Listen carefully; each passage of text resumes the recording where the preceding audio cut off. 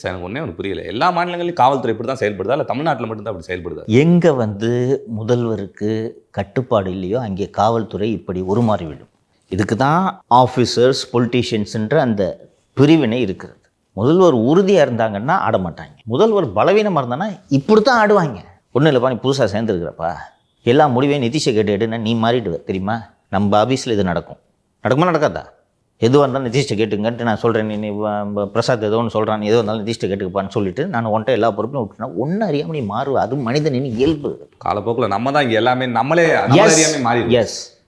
அப்போ இவ்வளோ அதிகாரமிக்க பதவியில் இருப்பவர்களிடம் இப்படி எல்லா அதிகாரங்களையும் கொடுத்தால் அவர்கள் மாறமாட்டார்களா?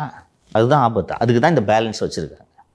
இவ்வளோ பலவீனமான பொம்மை முதல்வர் இருந்தால் இப்படி தான் பாடுவாங்க.